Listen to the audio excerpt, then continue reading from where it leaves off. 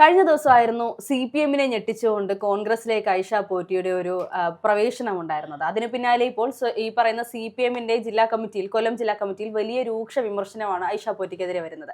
അധികാരമില്ലാത്ത സാഹചര്യത്തിൽ ഇത്തരത്തിൽ പാർട്ടി മാറുന്നത് അവസരവാദിത്വത്തിന് തുല്യമാണ്, അല്ലെങ്കിൽ അവസരവാദിപരമായ നീക്കമാണ് ചെയ്തിരിക്കുന്നത് എന്നുള്ള രീതിയിലാണ് പറയുന്നത്. യഥാർത്ഥത്തിൽ ഐഷ പോറ്റി കോൺഗ്രസിലേക്ക് പോയതിൽ അല്ലെങ്കിൽ UDF-ലേക്ക് പോയതിൽ ആർക്കാണ് ഇത്രയും പൊള്ളാനുള്ളത്? ഇതിനകത്ത് രണ്ട് മൂന്ന് കാര്യങ്ങൾ. എന്താണ് വർഗവഞ്ചക എന്ന പദമാണ് പലരും ഉപയോഗിച്ച് കണ്ടത്. 30 വർഷക്കാലം പാർട്ടിക്കൊപ്പം നിന്ന് പാർട്ടിയുടെ ജനപ്രതിനിധിയായ ഒരാൾ. അപ്പോൾ ഇവർ പറയുന്ന വാദമുഖങ്ങൾ എന്താണ്? പാർട്ടി എല്ലാം കൊടുത്തു, ജില്ലാ പഞ്ചായത്ത് മെമ്പറാക്കി, ജില്ലാ പഞ്ചായത്ത് പ്രസിഡന്റാക്കി, പിന്നെ MLA ആക്കി എന്നൊക്കെയാണ് പറയുന്നത്. എന്തേ ഈ 15 വർഷങ്ങൾക്ക് മുമ്പ് CPM-ൽ വേറെ ആരും ഉണ്ടായിരുന്നില്ലേ കൊട്ടാരക്കര പിടിക്കാൻ? എൻ്റെ ചോദ്യം അവിടെയാണ്. അത് CPM-കാരിയായ ഐഷ പോറ്റിയല്ല, ഐഷ പോറ്റിയുടെ വ്യക്തിപരമായ സ്വഭാവത്തിൻ്റെ സവിശേഷതയും അവർ ജനങ്ങളുമായി ഇടപെടുന്ന രീതിയും പിന്നെ പ്രസ്ഥാനത്തിൻ്റെ വോട്ടുകളും എല്ലാം ചേർന്നിട്ടാണ് R. ബാലകൃഷ്ണപിള്ള എന്ന് പറയുന്ന അധികാരിനെ തോൽപ്പിച്ചുകൊണ്ട് MLA ഐഷ പോറ്റി കടന്നു വരുന്നത്. ഐഷ പോറ്റി എന്തുകൊണ്ട് കമ്മ്യൂണിസ്റ്റ് പാർട്ടി വിട്ടു എന്ന് ചിന്തിക്കാൻ ഈ പറയപ്പെടുന്ന ഏതെങ്കിലും നേതാക്കന്മാർ തയ്യാറാകുന്നുണ്ടോ? ഇല്ല. ഇവർ പറയുന്നത് എന്താണ്? ഉമ്മൻചാണ്ടി ഗവൺമെൻറ് അധികാരത്തിലെത്തിയ ആ തിരഞ്ഞെടുപ്പിൽ സ്പീക്കർ സ്ഥാനാർത്ഥിയാക്കി മത്സരിപ്പിച്ചു ഐഷ പോറ്റി പറയുന്ന വാദമുകളിലൊന്നാണ്. അങ്ങനെയാണെങ്കിൽ എന്തുകൊണ്ട് ഒന്നാം പിണറായി സർക്കാരിൻ്റെ കാലഘട്ടത്തിൽ, ആ സർക്കാർ കഴിഞ്ഞ് വന്ന ഘട്ടത്തിൽ എന്തുകൊണ്ട് ഐഷ പോറ്റിയെ സ്പീക്കറാക്കിയില്ല? ഒരു ചോദ്യം. അർഹതപ്പെട്ടത് കൊടുക്കണ്ടേ? അർഹതപ്പെട്ടത് കൊടുക്കണം.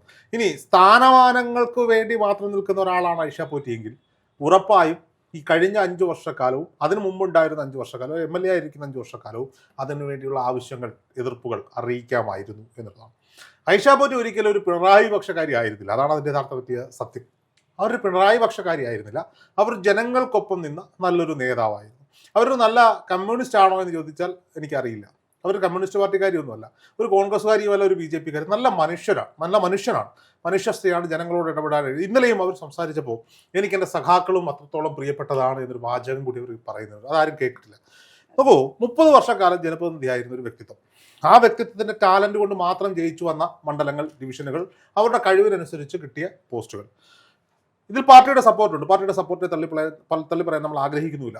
പക്ഷേ കഴിഞ്ഞ 5 വർഷക്കാലങ്ങൾ ഐഷ പോറ്റി എന്ന് പറയുന്ന MLA-ക്ക് എന്താണ് ചെയ്യാൻ സാധിച്ചത് എന്നൊരു ചോദ്യം ബാക്കിയാണ്.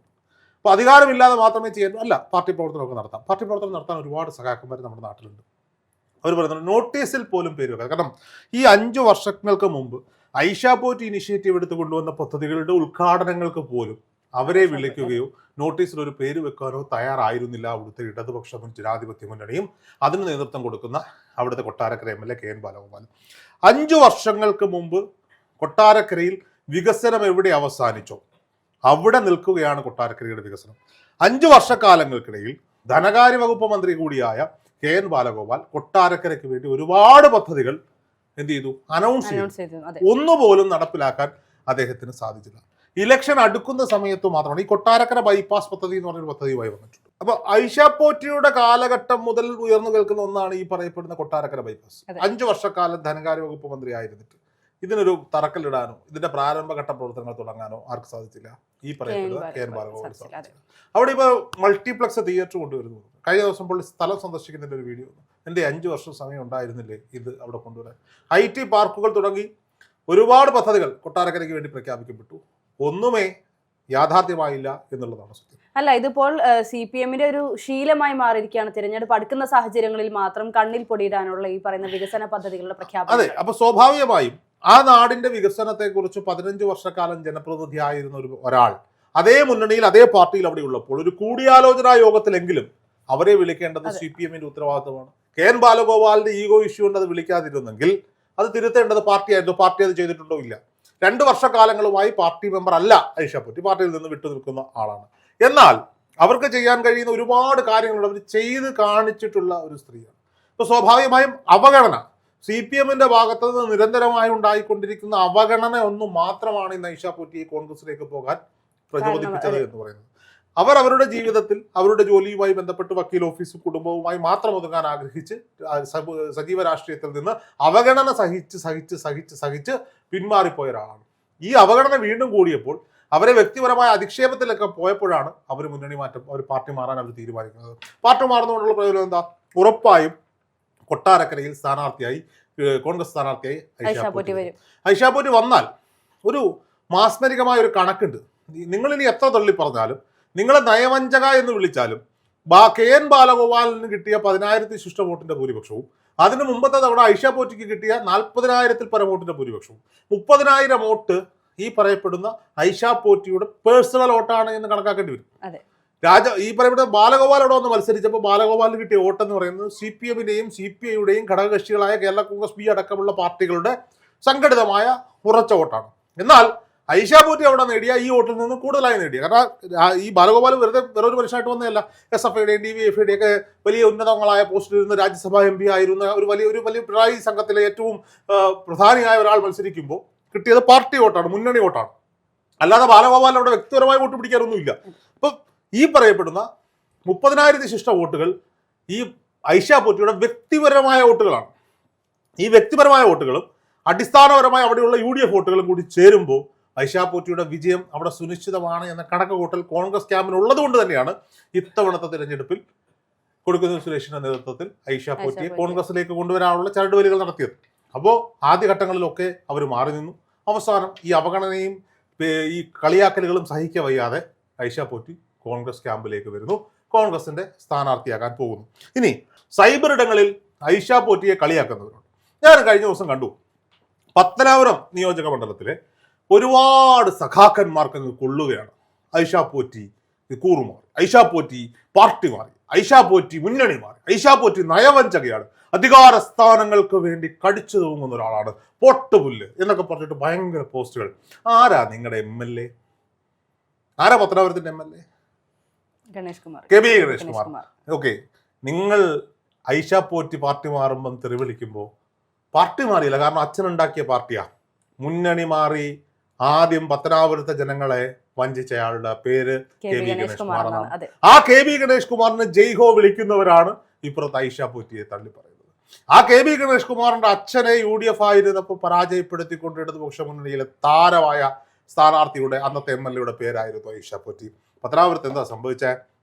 കേരള കോൺഗ്രസ് പിക്ക് 2 സീറ്റുകൾ വേണം, പത്തനാപുരം കൂടി കേരള കോൺഗ്രസ് പിക്ക് വേണം, കൊടുത്തു. ആരാ സ്ഥാനാർത്ഥി? ബാലകൃഷ്ണ എൻ്റെ മകൻ KB ഗണേഷ് കുമാർ വരുന്നു. സിനിമാ നടൻ മാത്രമായിരുന്ന, രാഷ്ട്രീയ ഭൂപടത്തിൽ എങ്ങും പേരില്ലാതിരുന്ന ഒരാൾ പത്തനാപുരത്തേക്ക് സ്ഥാനാർത്ഥിയായി വരുന്നു.